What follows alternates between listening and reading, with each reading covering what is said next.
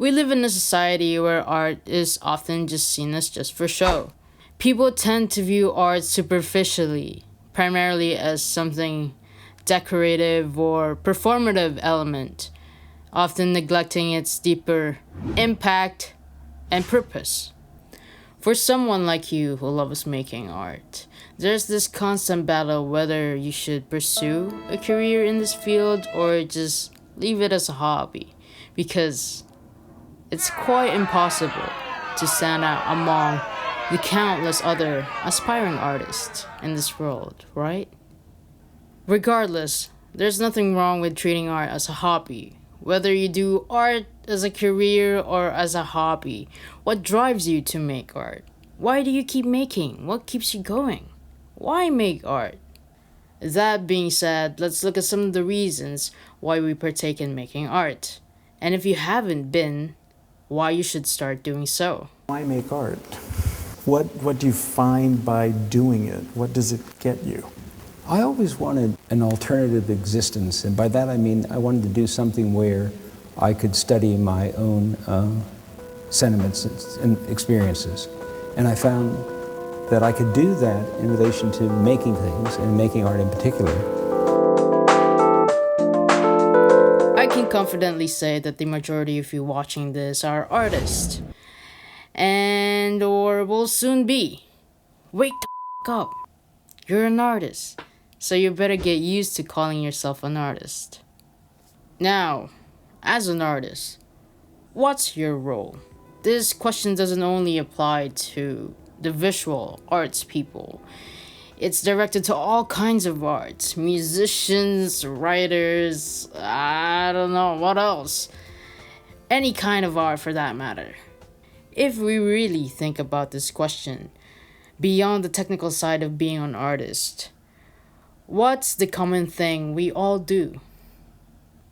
Well, we face the unknown to know ourselves and the world a little better. And what comes out of this product, whether it be a song, a painting, a novel, etc., is the summary of all of our reflections, thoughts, emotions about a particular thing. This is such a wonderful thing that allows us to connect with others. And maybe you're like, yeah, I'll connect with others as if we care about that. Well, jokes aside, even if you don't care or primarily care about that thing having an impact in the world, it still allows you to connect a little better with yourself, right? It helps you attune to your true self and your subconscious mind, and it's just so fascinating every time you reach a better understanding of yourself. You probably see the world in ways that you would not have seen it if those artists had not exist. And do I think that Cézanne changed how people saw a landscape in France in the last century? For sure. Do I think Warhol changed how we see contemporary society through painting, through the mediation of commodification of objects? For sure. And you can just go through the history of art that way, and immediately you conjure up something that you yourself could not have expressed, and it fulfills in each of us something we lack. Before addressing that question, it would be helpful to think about why we consume art in the first place. Think of yourself when you're watching reels on YouTube and Instagram. It generates great feelings within you. Maybe not great, but certainly there is something that keeps pulling you back. Another one is when you're bored, you try to find funny videos to watch. Well, basically, you consume because it makes you feel something. It makes you feel different kinds of emotions. Do you remember going to the movies to watch the latest Ghibli Studios film, where by the end, you felt inspired like a new person entering your main character era? Viewing art can trigger the release of dopamine, making us feel great and motivated. As humans, we constantly crave these uplifting experiences.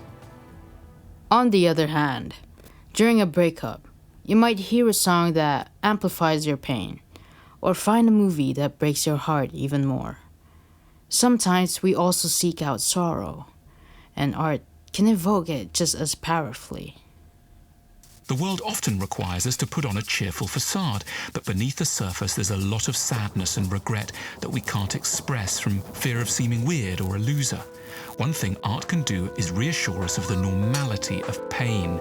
Now, on to the question. Does creating make you feel something? Well, I want to look at this question in two different perspectives. So, the aesthetics versus life-changing. So, the main thing in aesthetics is the sensory satisfaction. We love seeing, hearing, or reading about beautiful things. Simply observing how colors and lines are arranged on a canvas can release feel-good brain chemicals, such as dopamine, serotonin, and oxytocin, which stimulate feelings of pleasure and positive emotions.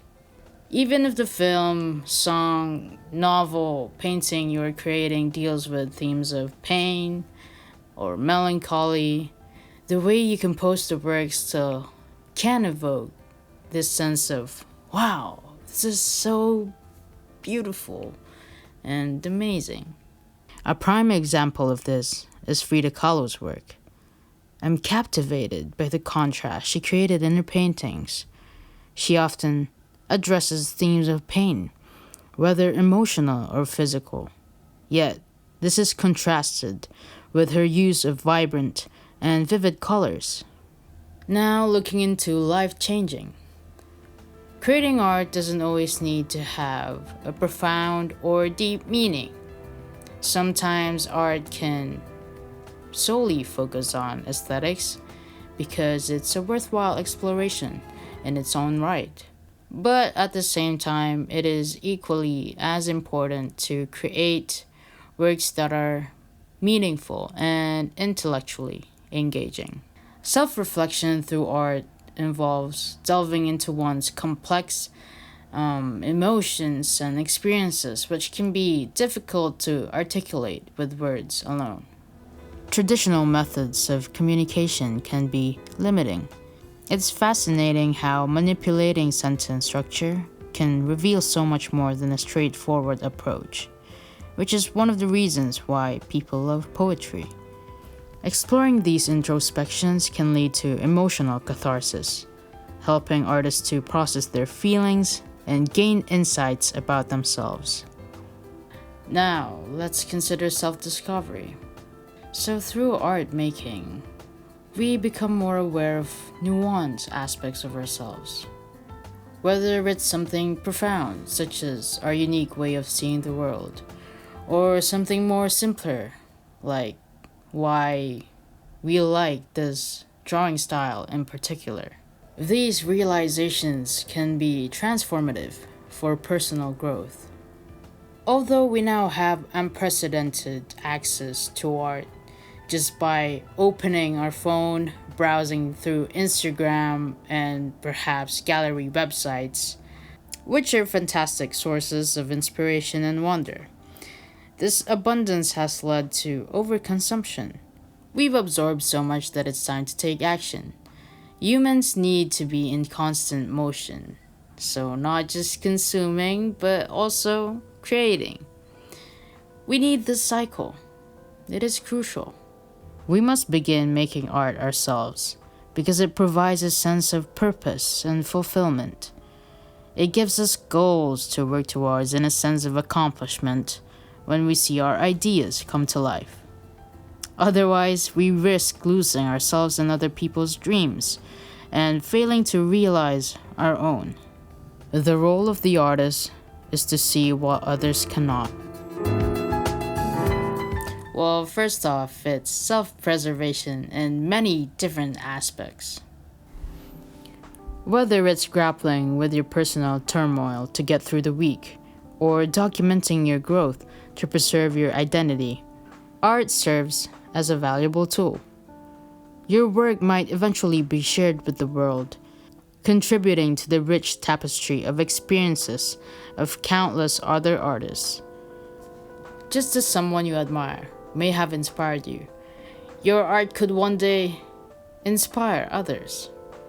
But even beyond these grand aspirations, your art can still offer you significant personal benefits. Recognizing that your unique perspective on the world is something only you can offer should be empowering.